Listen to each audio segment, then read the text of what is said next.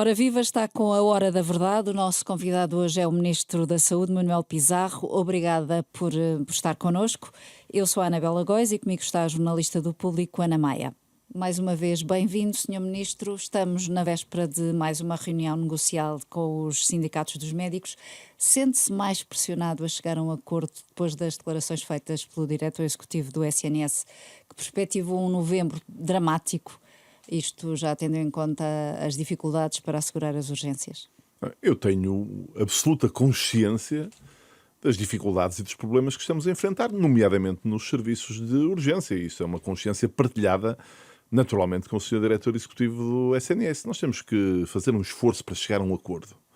Mas esse esforço para chegar a um acordo tem que assentar no princípio de melhorarmos o acesso dos portugueses a cuidados de saúde, criarmos condições para reorganizar o SNS e, claro, no mesmo processo, valorizar os profissionais, nomeadamente os médicos. Isso quer dizer que está disponível para ceder nas 35 horas para todos os médicos e aumentar o salário base transversalmente?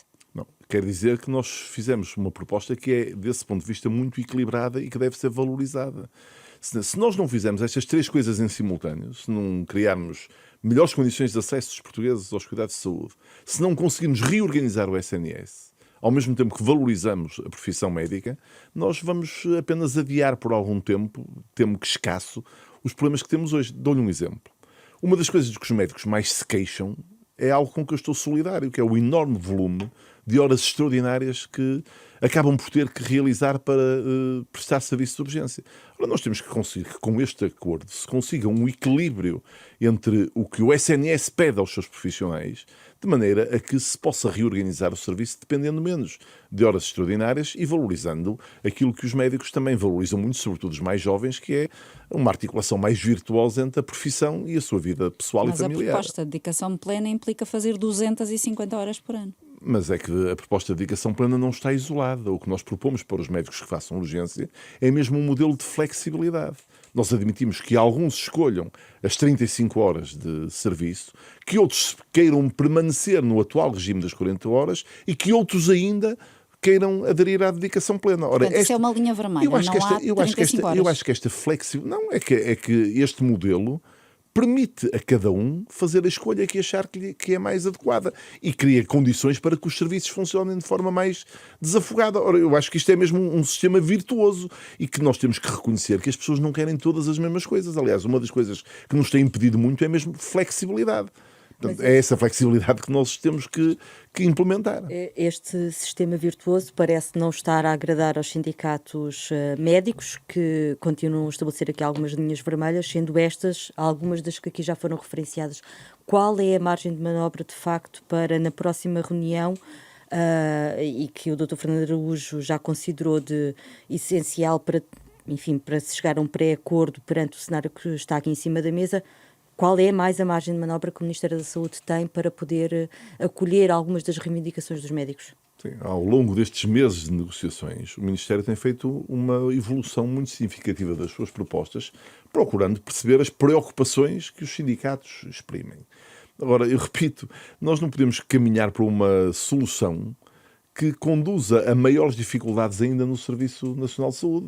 É visível que se nós dependemos hoje, em larga medida, do trabalho extraordinário dos médicos, não é? 4 milhões de horas de trabalho extraordinário feito nos primeiros 8 meses deste ano, qualquer solução que diminua a carga de trabalho na urgência dos médicos vai agravar ainda mais esta situação. Mas o horário de 35 horas não reduz o horário na prática, porque na prática trabalham mais horas. Porque na prática o que está a acontecer hoje é que com um modelo de descanso compensatório, com um prejuízo do horário de trabalho, que foi implementado para compensar o facto de que os médicos eram a única carreira da administração pública que se mantinha nas 40 horas semanais, na prática o horário efetivo de trabalho está, enfim, na maior parte dos profissionais, em 34 ou até 32 horas.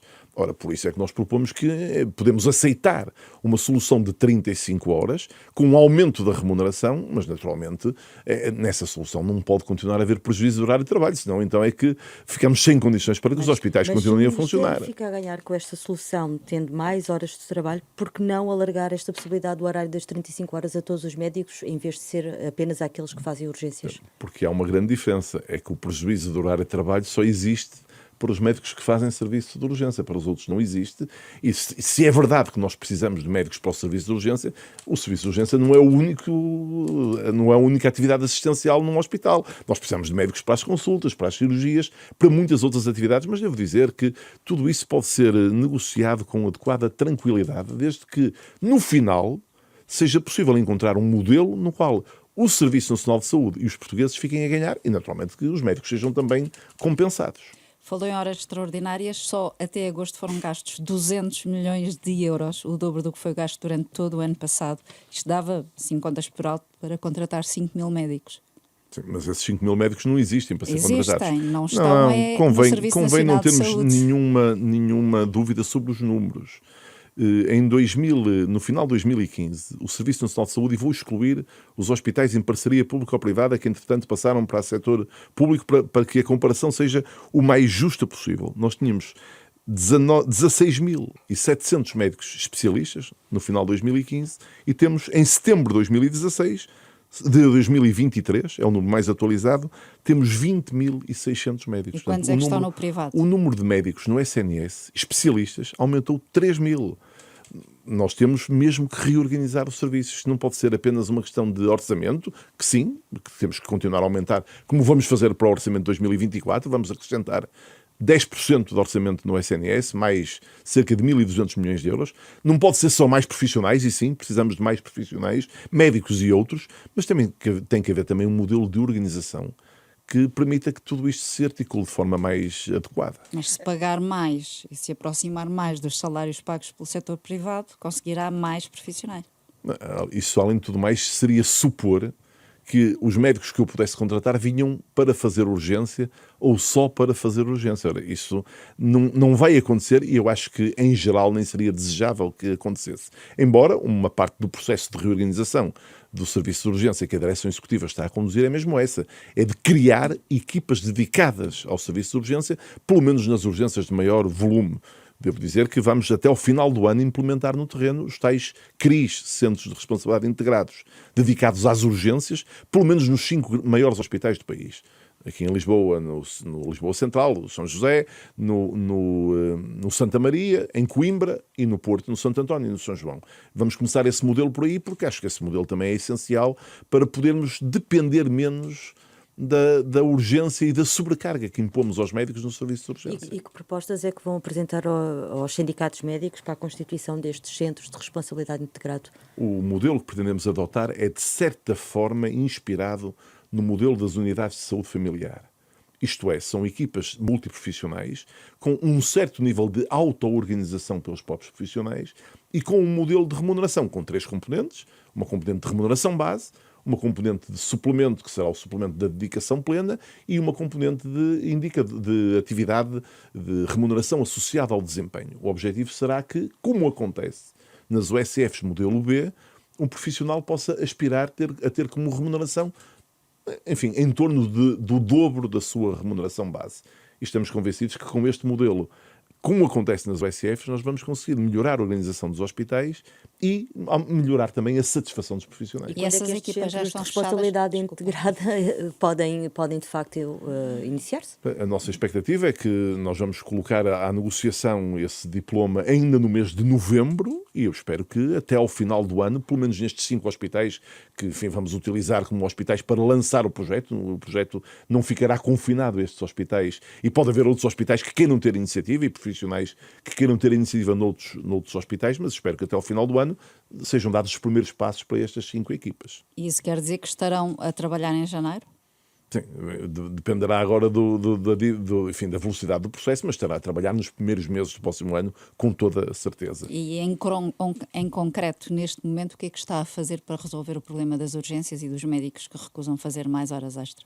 O esforço mais significativo tem sido o esforço de mobilização em cada hospital para conseguir que, apesar das dificuldades e apesar da contingência de podermos recorrer menos às horas extra, haja soluções funcionais. Temos conseguido isso em muitos locais, embora nem em todos, e depois conseguir articular o funcionamento em rede para compensar os locais onde, por uma ou outra razão, uma especialidade não está sempre presente no serviço de urgência. Devo dizer também a este respeito que as circunstâncias são muito diversas. Uma coisa é haver um problema num serviço de urgência de uma especialidade, quando a 10 ou 15 ou 20 quilómetros temos uma boa alternativa. Situação muito diversa que nos preocupa mais são as situações de hospitais em que as distâncias são grandes e que a falta daquela especialidade pode ser mais gravosa para os utentes, mas estamos a fazer tudo o que está ao nosso alcance para garantir que a qualidade da assistência e da segurança dos utentes é mantida. Tem ideia quantos médicos é que já assinaram a minuta a recusarem fazer mais horas extra?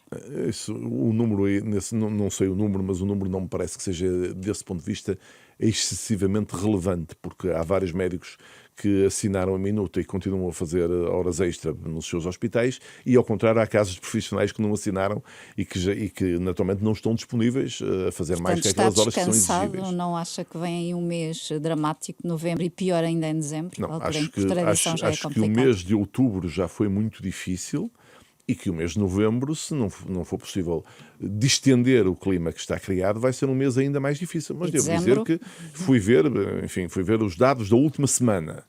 Na última semana, nos serviços de urgência do país, foram atendidos em cada dia entre 15 a 20 mil pessoas, que é o padrão habitual.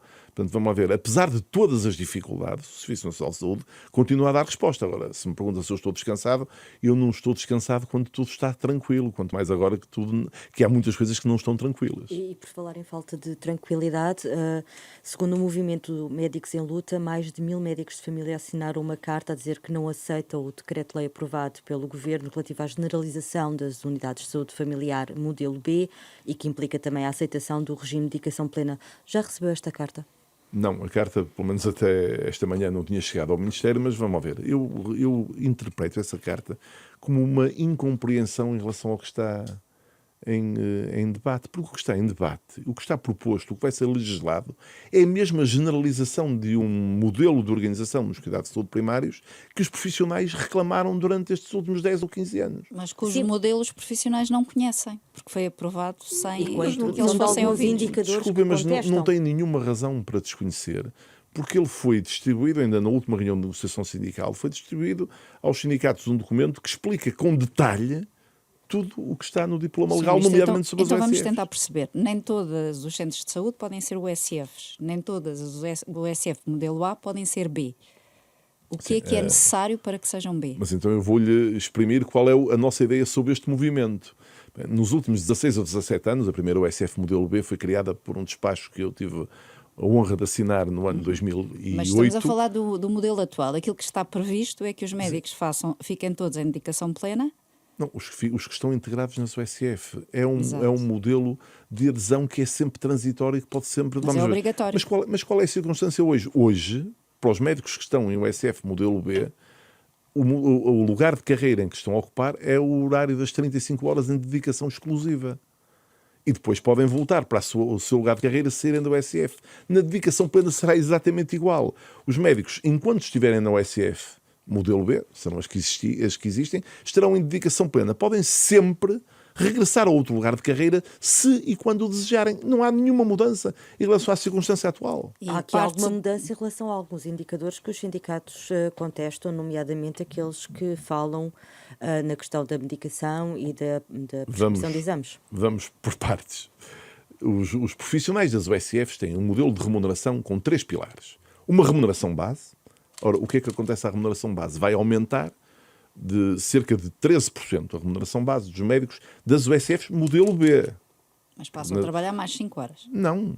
É exatamente igual ao regime atual. O regime atual das USFs modelo B pressupõe um horário de 35 horas com os acréscimos necessários para fazer face ao acréscimo da lista. É exatamente o que estará na próxima legislação, é exatamente o que está na legislação atual. Depois tem uma segunda componente da remuneração, um segundo pilar, que são os suplementos. O mais significativo desses suplementos é o suplemento pelo alargamento da lista. Há outros suplementos, há o suplemento pela coordenação da unidade, pela orientação de internos e pela realização de domicílios. Esses suplementos ficam exatamente iguais ao regime que atualmente vigora. E, finalmente, há uma componente associada ao desempenho, em que aí sim queremos promover uma modificação que faz com que haja uma fusão entre as atividades específicas, digamos, as atividades de assistência clínica e o índice de desenvolvimento global da unidade, que incorpora, além da assistência clínica, as atividades de coordenação de cuidados, nomeadamente ao nível hospitalar, de eficiência de gestão, mas tudo isto vai ser negociado do ponto de vista da leitura desses indicadores. A portaria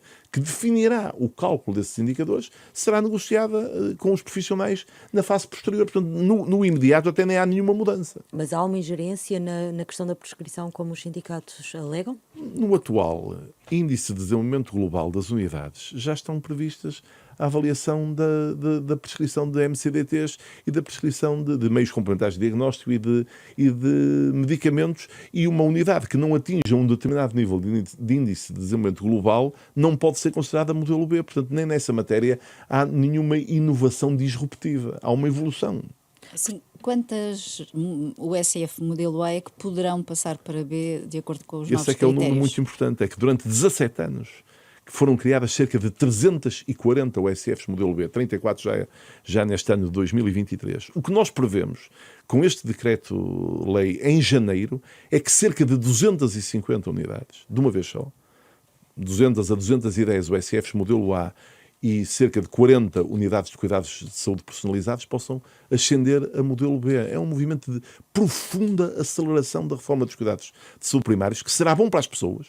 Com estas 250 novas USF, nós estimamos que mais de 300 mil portugueses possam ter acesso à equipa de saúde familiar, e será boa também para os profissionais que sempre, durante todo este período, se mostraram muito entusiastas deste modelo. Ainda E ficou a nas zonas- faltar, desculpa, 1.300.000, que neste momento não têm médico de família, que neste momento Anabela, são mais de 1.600.000, esse é o não é? mais delicado assunto do Serviço Nacional de Saúde. Porquê é que não avançam já as USF modelo C, as tais que têm a gestão privada? Porque- Em janeiro dizia que em breve haveria novidades. Disse que nós iríamos avaliar se esse modelo era execuível. E é? Ora, todo o diálogo que conduzimos, nomeadamente com o setor social, nos fez perceber que não há profissionais disponíveis. Se nós avançarmos hoje com as USFs modelo C, elas poderão acontecer num ou noutro local à custa de profissionais que saem do Serviço Nacional de Saúde para ir para essas E USFs não modelo C. há ninguém do setor privado interessado?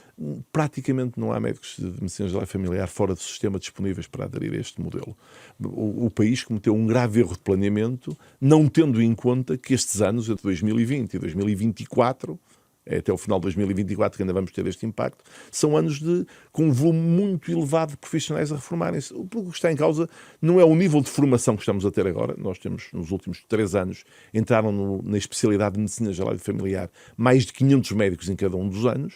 Não está em causa a nossa capacidade de atrair esses profissionais. O último concurso feito em maio, 91% dos especialistas que tinham acabado a especialidade ficaram no SNS. E continuam lá ou, entretanto, já saíram? Continuam lá. Está mesmo em causa o facto de que estes números, sendo muito positivos, não compensam o volume de reformas, e por isso é que eu tenho dito que, pelo menos até ao fim de 2024, vamos ainda enfrentar muitas dificuldades nessa matéria. Repito, é o aspecto mais grave que afeta o SNS, porque a inexistência de cobertura plena por médicos de medicina geral e familiar também nos dificulta outras reformas imperiosas, por exemplo, a reforma dos serviços de urgência, porque é evidente que ela só pode ser concluída na sua plenitude se nós tivermos boa alternativa para oferecer aos cidadãos.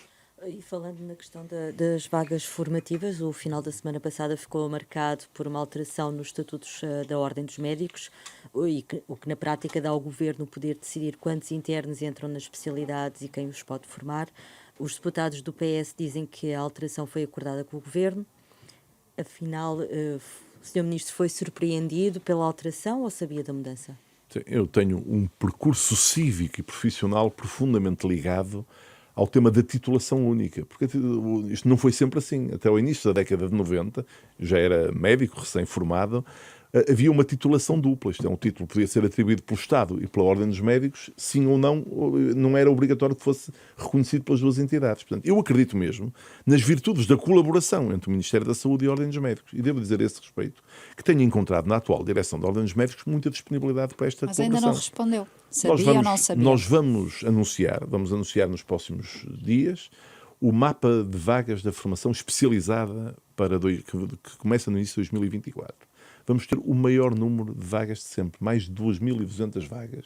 e em algumas especialidades com um grande significado, porque vamos ter o maior número de vagas, por exemplo, em pediatria, 110, em anestesiologia, 95, em ginecologia e obstetrícia, 65, são números muito importantes e revelam que há uma boa colaboração entre o Ministério da Saúde e a Ordem dos Médicos, que é naquilo que eu estou apostado. Mas então sabia que ia haver esta mudança?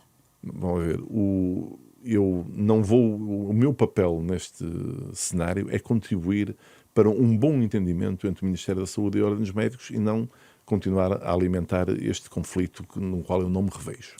Admite haver uma revisão, por exemplo, dos planos formativos, nomeadamente uma redução do número de anos de formação em algumas especialidades para podermos ter médicos especialistas formados em mais curto espaço de tempo? A nossa principal aspiração na formação dos médicos é a qualidade dessa formação. E nisso não queremos prescindir da qualidade dessa formação, os médicos e dos outros profissionais de saúde. Aliás, que em Portugal é um exemplo internacional do ponto de vista da qualificação da formação. Esse processo de diálogo com a Ordem dos Médicos também está em curso, o processo de adequação dos percursos formativos dos médicos, não apenas na duração dos internatos, mas na tentativa de realizarmos internatos num modelo diverso, nomeadamente que corresponda a uma dificuldade muito grande que temos nos hospitais que estão nas zonas de mais baixa densidade populacional, onde estamos a viver um círculo vicioso.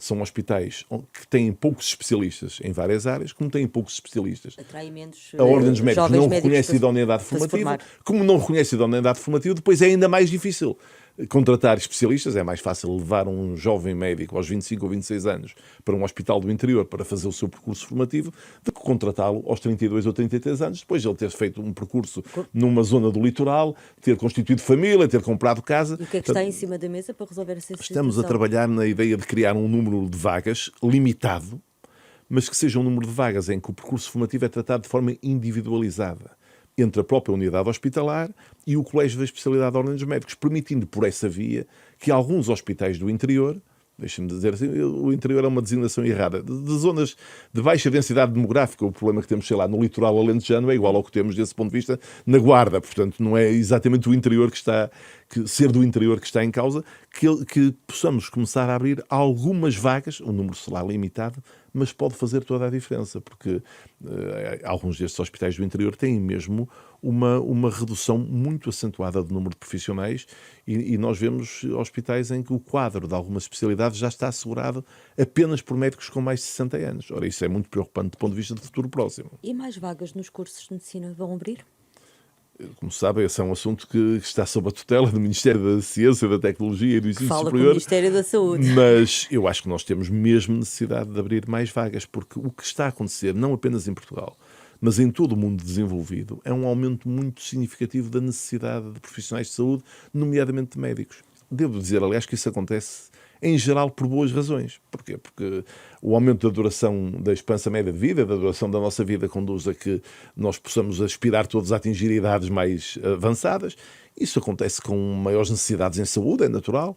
Segundo, porque as pessoas têm muito mais literacia, portanto, hoje procuram cuidados, coisa que não acontecia há umas décadas, e as pessoas hoje procuram cuidados de saúde. E terceiro, porque a evolução, a extraordinária, prodigiosa evolução científica e tecnológica na área da saúde tem permitido dar resposta a muitas situações que antes não tinham resposta, mas são pessoas que vão precisar durante um tempo longo de consumir cuidados de saúde. Ora, nós vamos precisar de mais profissionais. Mais vagas ou também mais universidades?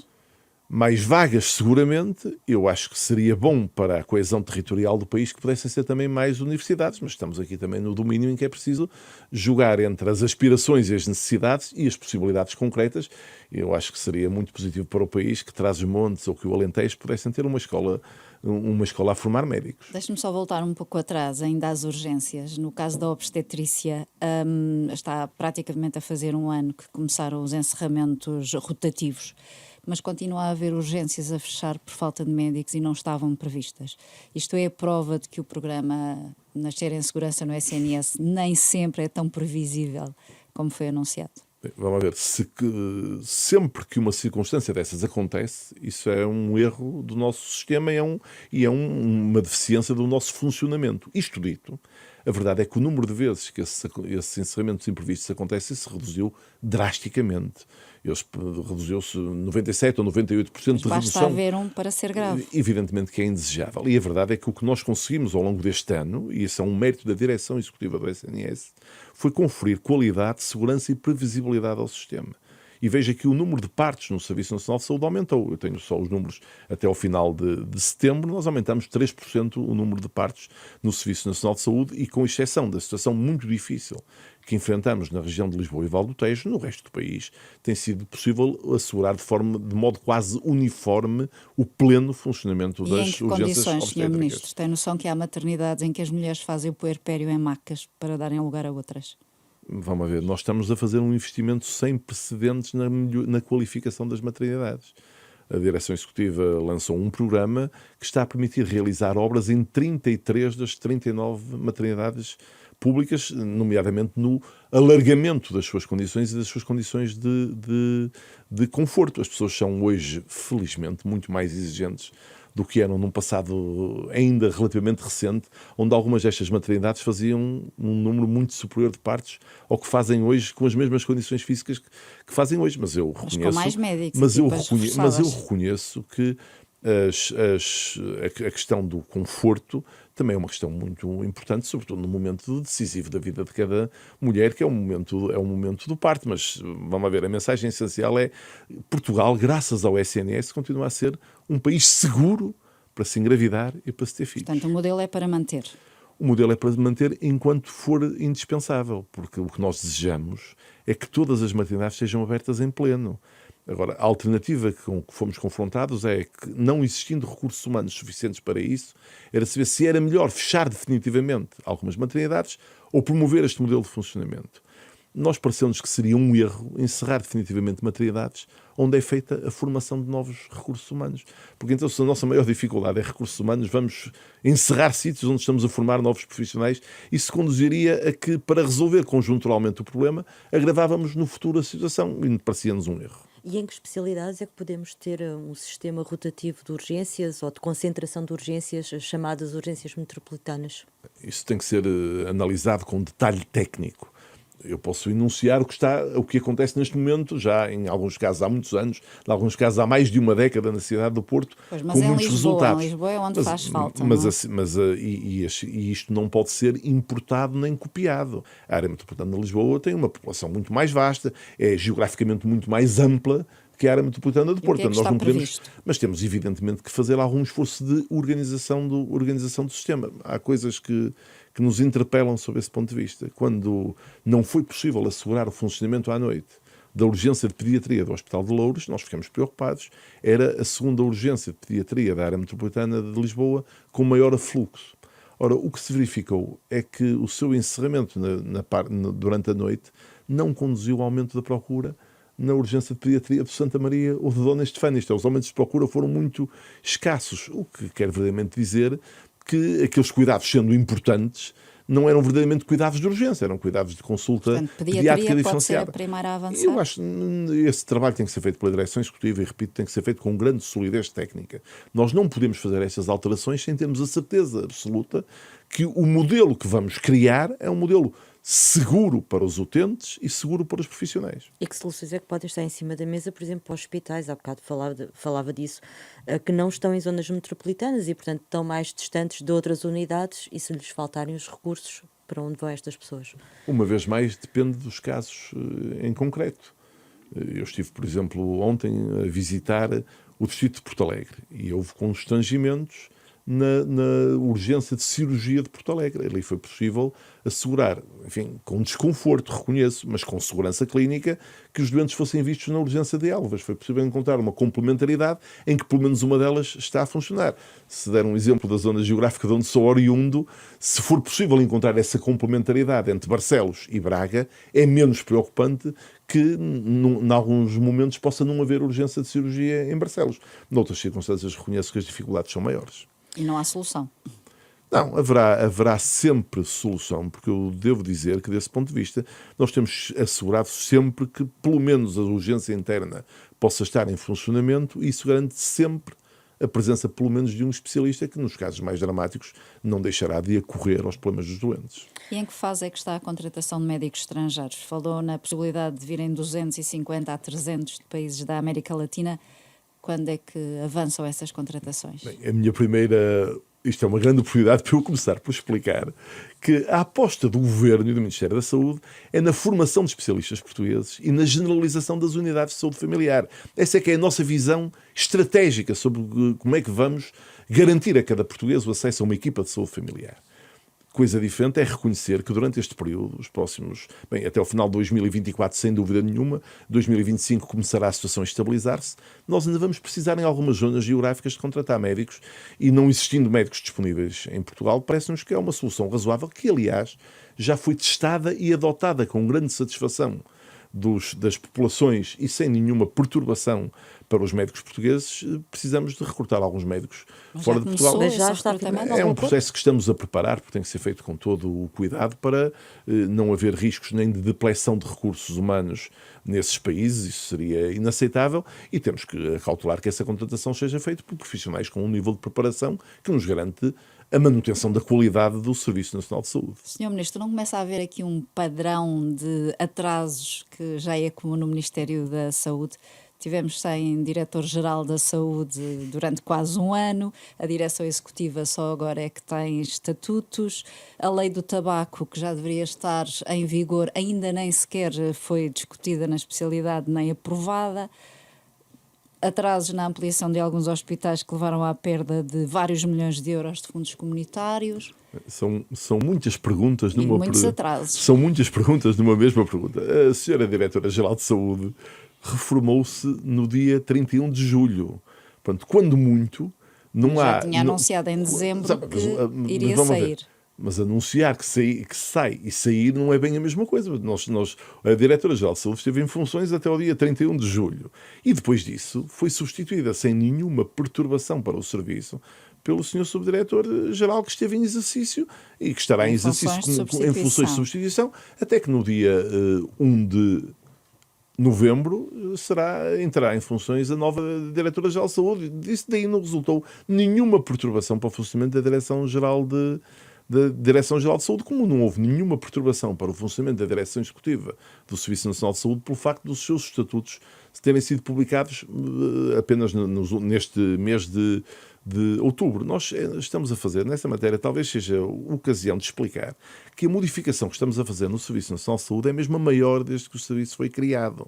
Que começou pela criação da Direção Executiva, mas tem agora um conjunto de outros elementos que tem a ver com a substituição de cerca de uma centena de instituições, 5 ARS, 35 hospitais públicos, 5 hospitais do setor público administrativo, 50 agrupamentos de centros de saúde, por uma nova estrutura que fará com que tudo fique mais simples, porque a estrutura do SNS passará a ter a Direção Executiva, 39 unidades locais de saúde, 3 institutos portugueses de oncologia, que, enfim, em função da sua abrangência, não parecia lógico integrar nas unidades locais de saúde, e um hospital gerido em parceria público-privada, que é o Hospital de Cascais. E este modelo precisa de ser adequadamente ajustado para nós prevermos com rigor a transferência de competências entre os diferentes organismos do Ministério da Saúde e a Direção Executiva, que ao longo destes meses nunca deixou de trabalhar por não ter os seus estatutos aprovados. Mas, mais uma vez, os profissionais queixam-se de não conhecer este novo modelo de unidades locais de saúde 2.0, como foi inicialmente apelidado. E bem...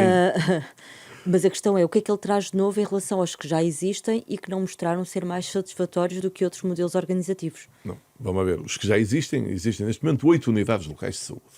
Em 2 delas é mesmo inquestionável os avanços que houve na prestação de cuidados com esse modelo de integração de cuidados de saúde primários, mas eu já lá chegarei, de cuidados de saúde primários com cuidados hospitalares, em Matosinhos e no Alto Minho, em Viana do Castelo. As outras 6 unidades estão implantadas em locais de baixa densidade demográfica, onde a boa pergunta não é saber o que é que nós ganhamos por ter lá unidades locais de saúde, é o que é que já teria acontecido se não houvesse unidades locais de saúde. Porque, apesar de tudo, as unidades locais de saúde permitiram gerar alguma massa crítica que atenuou o impacto da rarefação de profissionais que existem em muitas dessas regiões. Agora, nós estamos a fazer esta reforma não por essa razão, mas por uma razão positiva, porque nós vemos vantagem para os utentes e para a organização do sistema numa articulação virtuosa entre os cuidados de saúde primários e os cuidados hospitalares, colocando o percurso do utente no centro do sistema. Mas isso funciona se todos os utentes tiverem médico de família? Não, funciona, Se não tiverem, não vai funcionar. funciona muito melhor quando todos os utentes tiverem médico de família e nos sítios onde já têm. Mas mesmo nos sítios onde isso não acontece, pode permitir uma utilização mais judiciosa dos recursos. Veja, por exemplo, o caso das consultas de especialidade hospitalar. Nós temos vindo a aumentar progressivamente a atividade do SNS nessa matéria, mas apesar de tudo, reconheço que a atividade do SNS aumenta, mas a procura aumenta ainda mais rapidamente. Ora, numa unidade local de saúde, podemos imaginar que, em muitos casos, a necessidade do utente se deslocar à consulta de especialidade hospitalar pode ser substituída por modelos mais amigáveis e de maior proximidade. Pode ser o especialista hospitalar que se desloca ao centro de saúde. Pode ser o especialista hospitalar que faz consultadoria com os médicos de medicina, com os especialistas de medicina geral e familiar, ajudando a orientar o percurso de alguns doentes sem uma tão grande dependência das consultas hospitalares. É esse modelo que progressivamente queremos implementar. Voltando ao caso de Porto Alegre, há 20.000 pessoas sem médico de família e que não conseguem consultar, apesar da ULS. No caso do distrito de Porto Alegre, a verdade é que, apesar de haver carência de médicos de medicina geral e familiar, nós temos conseguido em todos os locais que, através do recurso a médicos, em geral ali naquela região, a médicos reformados, todas as pessoas tenham acesso a uma consulta nos cuidados de saúde primários. Independentemente disso, o que eu vi ontem entusiasmou-me muito, porque o que eu vi nesse distrito foi, em quase todos os centros de saúde, as equipas muito mobilizadas para organizarem unidades de saúde familiar, convencidas de que isso vai permitir alargar o acesso dos doentes e, sobretudo, vai permitir captar para o Serviço Nacional de Saúde jovens especialistas em medicina geral e familiar que se vão juntar ao SNS a partir do momento em que existam mais unidades de saúde familiar. Falando nos jovens especialistas, deixe-me regressar um pouco atrás em relação à questão das vagas para a formação de jovens médicos. Disse que este concurso, este número de vagas será o maior número de sempre, falei em mais de 2.200. Mais de 2.200. Não teme que possa acontecer o mesmo que no ano passado, em que algumas destas vagas ficaram por preencher, nomeadamente em medicina interna? Isso vai acontecer de certeza absoluta. Mas aquilo com o qual eu não vivo bem é o contrário disso. Foram os anos em que o número de candidatos a vagas de especialização era superior ao número de vagas. Isso é que coloca em risco a diferenciação da formação dos profissionais, nomeadamente dos médicos, que é uma das marcas essenciais do nosso Serviço Nacional de Saúde. Nós estamos a fazer de propósito para gerar mais vagas do que os candidatos disponíveis, de maneira a permitir a maior capacidade de escolha possível. Tenho sempre que aceitar que, ainda assim, alguns jovens médicos, nas vagas disponíveis no momento em que são chamados a escolher, não encontrem nada que os entusiasme do ponto de vista do seu percurso profissional. Mas o que posso garantir é que todos terão condições para escolher nas vagas disponíveis. Há pouco dava alguns exemplos de especialidades que vão aumentar muito o número de vagas. Falava de pediatria. Que outros exemplos é que pode dar? Pediatria, 110 vagas. Anestesia, 95 vagas. O número maior anterior era o ano passado, com 85. Em ginecologia e obstetrícia vamos ter pelo menos 65 vagas. É também um maior número de que há registro. Eu acho que isso é muito importante, porque nós temos mesmo que dar resposta por via da formação de especialistas ao aumento das necessidades das populações e ao aumento das necessidades dos serviços. Mudando de assunto, tem sido apontado como candidato à Câmara do Porto nas autárquicas de 2015. Admite sair do governo para concorrer à autarquia? Eu estou completa e absolutamente concentrado na minha atividade como Ministro da Saúde, que é uma atividade muito exigente, que exige, enfim, reclama toda a minha atenção e todo o meu esforço. Aliás, há de notar que quando há cerca de um ano entrei para o governo, uma das primeiras coisas que fiz foi mesmo abandonar os lugares de responsabilidade política que tinha no Partido Socialista no Distrito do Porto. Isso é talvez? Por considerar que não é compatível estar concentrado numa qualquer outra atividade política quando se é Ministro da Saúde. E admite apoiar José Luís Carneiro, que é outro nome de quem se fala? Não, seja quem for o candidato do Partido Socialista à Câmara Municipal do Porto, vou apoiá-lo, isso pode ter a certeza absoluta. Já foi eurodeputado. O resultado das eleições europeias pode ditar a saída do Primeiro-Ministro António Costa para um cargo europeu? Não, em Bruxelas, admite?